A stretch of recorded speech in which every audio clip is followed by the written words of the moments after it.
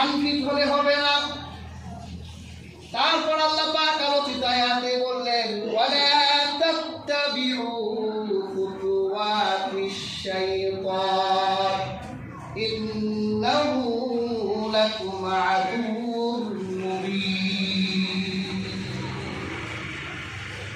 আর তোমরা শয়তানের পদাঙ্ক অনুসরণ করো না। শয়তান মানুষের প্রকাশ্য শত্রু। প্রকাশ্য শত্রু বলতে কি বুঝে? যেটা প্রকাশ্য দেখা যায়, এটা কি প্রকাশ্য? তা আমরা কি শয়তান দেখছি নাকি? তা আমরা শয়তানকে প্রকাশ্য শত্রু মানি কেন? বলছেন কে? আল্লাহ বলেছে, রাসূলুল্লাহ বলেছে। আর আমরা আল্লাহ ও তার রাসূলের কথা বিনা প্রশ্নে বিনা বাক্যে মেনে নেই। দেখেন তো, আমাদের জন্ম স্বাধীনতার পর না? এখানে অনেক মুরব্বী আছে, স্বাধীনতা দেখছে, আমাদের কাছে গল্প করেন স্বাধীনতা আছে, হয়েছে। তা আপনাদের মুখে শুনে শুনেই তো আমরা বিশ্বাস করি যে হ্যাঁ হয়েছি। তারপরে যখন বলে একটা দৃশ্য চোখের সামনে ভাসে, এইরকমই হয়তো হয়েছে। অথচ আপনার ভিতরে মিথ্যা অবকাশ আছে। আপনি বললে আমাদের দেশে যারা চাকামখোর গল্প বলতে বসে এতটুকু টাকি মাছ এত বড় বানাইতে, আসার সময় এত বড় একটা টাকি মাছ দেখলাম। আসলে দেখছে একটা, কিন্তু গল্প বলার সময় বাড়াই বলে। এটা আমাদের বাঙালিদের একটা স্বভাব। তো মুক্তিযোদ্ধা গল্প অনেকে বললে আমরা বুঝি তো যে উনি বাড়াচ্ছে কমাচ্ছে, কিন্তু আমার আল্লাহ এমন একটি কথা বললে যে শয়তান আছে আর সেটা তোমাদের প্রকাশ্য। আল্লাহ বলার সাথে সাথে কথাটা আমাদের কাছে এমন হয়ে গেল দৃশ্যমান, ইউনিভার্সাল ট্রুথ, আকাশের নিচে, এর থেকে আর সত্য হতেই পারে না। সুবহানাল্লাহ। হাজরিন, শয়তান এবং তার দলবল আমাদের বিভ্রান্ত করতে চায়, কারণ আল্লাহর কাছ থেকে শয়তান এই পাওয়ার নিয়ে এসেছে। কুরআন কারীমের সূরা ফাতিরে আল্লাহ পাক শয়তানের এই ঘটনা বলেছেন। যখন শয়তান আদম আলাইহিস সালামকে সিজদা দিল না, তখন আমার আল্লাহ শয়তানকে জিজ্ঞেস করলো যে মা মানাকা, কোন জিনিস তোমাকে বাধা দিল? তখন শয়তান বলল আমি আগুন আর আদম মাটি। আমি আগুন, আদমের চেয়ে উত্তম কখনো আদমের কাছে নত হতে পারে না। আল্লাহ পাক শয়তানকে বয়কট করলো। ইন্নাকা রাজিব, তুই তো বয়কট হয়ে গেলি, আমার কাছ থেকে বিতাড়িত হয়ে গেলি। শয়তানকে আল্লাহ বয়কট করে দিল। শয়তান আল্লাহকে ডেকে বলল আল্লাহ, আমি এত সেজদা দিয়েছি, আপনি গোটা জমিনকে একত্রিত করলে গোটা জমিনের এমন কোনো জায়গা বাদ থাকবে না যেখানে আমার কপাল আর নাম তোমার সেজদায় না হয়েছে। আল্লাহ আপনি কি আমাকে কিছুই দিবেন না? আল্লাহ বলল তুই কি চাস বল। তখন শয়তান বলল আল্লাহ, আমি কিয়ামত পর্যন্ত হায়াত চাই। ইয়াউমি ইউবাসুন, আমি কিয়ামত পর্যন্ত বাঁচতে চাই। আল্লাহ বলল ঠিক আছে, যা, তোকে কিয়ামত পর্যন্ত হায়াত দেওয়া হবে। আয় আল্লাহ তাআলা, আমার আরো পাওয়ার লাগবে, একটা পাওয়ার হবে না। আল্লাহ বলল আর কি পাওয়ার চাস বল। হাদিসটি ইমাম বুখারী হযরত আব্দুল্লাহ ইবনে জাবির থেকে রওয়ায়াত করেছে। শয়তান বলল আল্লাহ, আমাকে এত পাওয়ার দিতে হবে, এক মুহূর্ত সময়ের ভিতরেই যেন আমি দুনিয়ার যে প্রান্তে মনে চাই ওই প্রান্তে যেতে পারি। আমি যদি এখন বাংলাদেশে থাকি, আমি যদি চিন্তা করি যে এখন আমি আমেরিকা চলে যাব, আমি যদি এখনই আমেরিকা চলে যেতে, আল্লাহ বলল ঠিক আছে, যা, তোকে পাওয়ার দাও। শয়তান বলল আল্লাহ, আমার এই পাওয়ারে হবে না, আমাকে আরো পাওয়ার দিতে হবে। আল্লাহ বলল আর কি পাওয়ার চাস? শয়তান বলল আল্লাহ, আমি এমন পাওয়ার চাই, আমি প্রত্যেক বনি আদমের শরীরে ঢুকে রক্ত রেশার ভিতরে গিয়ে রক্ত দিয়ে প্রবাহিত হয়ে ওর নফসে বসে ওকে ধোঁকা দিতে পারি, এই শক্তি আমাকে দেয়।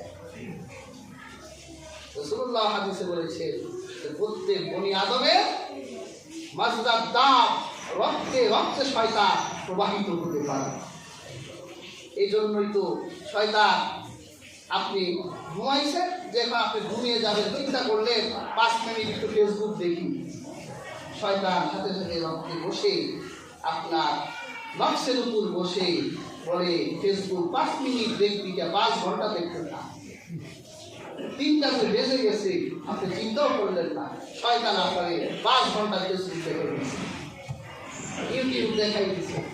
আপনি চিন্তা করলেন গার্লফ্রেন্ড একটা আছে, ঘুমাসার আগে একটু আই লাভ ইউ বলে ঘুমাই যায়, শয়তান শুধু আই লাভ ইউ বলবি আর কথা বলতে থাক, যৌবন বয়স বেটা আই লাভ ইউ বলতে হয় না, ঘন্টা পর ঘন্টা শয়তান যত কুশ্রী কথা বিশ্রী কথা বলিয়ে বলিয়ে পাপ করাচ্ছি। হযরত আদম আলাইহিস সালাম যখন শুনলেন শয়তান আল্লাহর কাছ থেকে 3টা পাওয়ার নিয়েছে, কয়টা পাওয়ার? 3টা পাওয়ার, সে কিয়ামত পর্যন্ত হায়াত পেয়েছে, আল্লাহ দিয়ে দিল। আদম জানতে পারলেন যে শয়তান মুহূর্তের ভিতরে পৃথিবীর এক প্রান্ত থেকে আরেক প্রান্তে চলে যেতে পারবে, আল্লাহ দিয়ে দিল। আর আমার সন্তানদের নফসে বসে ধোঁকা দিবে, আল্লাহ দিয়ে দিল। আদম আলাইহিস সালাম আল্লাহকে ডেকে বলল, আল্লাহ আমারও পাওয়ার লাগবে, আমারও পাওয়ার দেন। আল্লাহ বলল, আদম তুমি কি পাওয়ার চাও? হযরত আদম বলল, আল্লাহ আমার পাওয়ার হলো যে শয়তান যখন এই পৃথিবীর বুকে যখন আমার একটি সন্তান জন্ম নিবে, তাকে হেফাজতের জন্য তার সাথে একজন ফেরেশতা নিয়োজিত করে দিলেন। সুবহানাল্লাহ। যখন শয়তান তাকে ধোঁকা দিবে, ওই ফেরেশতা তার দিলে আঘাত দিয়ে বলবে, বেটা তোরে তো 5 ঘন্টা ফেসবুক চালাচ্ছে, শয়তান তোর এটা বলতেছে, ঘুমা, মোবাইলটা রেখে দে। এইরকম বোধ যাতে ফেরেশতা তৈরি করতে পারে, এই জন্য প্রত্যেক আদম সন্তানের সাথে আপনি একটা ফেরেশতা দিয়ে দেন। আল্লাহ বলল, আল্লাহ আমার এতেও হবে না। আল্লাহ বলে, আর কি চাস? যদি আপনার বান্দারা শয়তানের ধোঁকায় পড়ে জীবনের প্রত্যেক বসন্ত পার করে ফেলে, আকাশের নিচে সবচেয়ে বড় পাপীও হয়ে যায়, আর মৃত্যুর বিছানায় যখন শুয়ে পড়বে, আর হলকুমের নিচে যখন জীবনটা থাকবে, ওই মুহূর্তেও যদি আপনার বান্দা তওবা করে, তাহলে তার 50 বছরের গুনাহগুলোকে মাফ করে দিতে হবে। সুবহানাল্লাহ। আল্লাহ বলে, যা করে তা মেনে নিলাম। শয়তান তো পাওয়ার নিয়ে আল্লাহকে বলেছিল, আল্লাহ জাতির কসম করছে যে ফাবি ইজ্জাতিকা লাউগিয়ান্নাহুম আজমাইন। আল্লাহ আপনার ইজ্জতের কসম খেয়ে বললাম, আপনার সব বান্দারে আমি জাহান্নামে পাঠিয়ে দিব। আপনি আমাদের রহিম বলছেন, বয়কট করে দিয়েছেন, জাহান্নামের অধিবাসী বানাইছেন, আমি আপনার সব বান্দাদেরকে একা যাব না, সবটিকে বয়কট বানাইয়া জাহান্নামে দিব। আল্লাহ শয়তানকে বলল, যা তুমি, কিন্তু শুনে রাখ, আমার বান্দা জীবনের পরন্ত বেলায়ও যদি এসে তার জীবনের ভুলগুলো বুঝতে পারে, কিন্তু আমার চ্যালেঞ্জ দিয়ে তোর চ্যালেঞ্জ গ্রহণ করলাম, পরন্ত বেলায় যদি তওবা করে আমি তোর সব ষড়যন্ত্র করে আমার বান্দাকে আমি মুক্ত করে দিই। সুবহানাল্লাহ। সেটাই তো করবে আল্লাহ, কেমন দয়াশীল হবে। সুবহানাল্লাহ, সুবহানাল্লাহ। হাদিসের কিতাবে এসেছে যে যখন সমস্ত জান্নাতীরা জান্নাতে যাবে, জাহান্নামীরা জাহান্নামে যাবে, শয়তান আর ওর চেলা চামুন্ডাদের নিয়ে যখন জাহান্নামে জ্বলতে থাকবে, আল্লাহ তার পুত্রকে হাত জাহান্নামের ভিতরে ঢুকাই দিবে, এক অঞ্জলি উঠাইয়া শয়তানকে বলবে, যা এগুলি আমি জান্নাত দিয়ে দিলাম। শয়তানের পদাঙ্ক অনুসরণ করা সমুচিত নয়। যে আল্লাহ আমার প্রতি দয়ালু মেহেরবান, সে আল্লাহর প্রতি আমাদের প্রত্যেকে ফিরে আসা উচিত। সে আল্লাহ দেয়া পথ ও মতের উপর আমাদের চলা উচিত।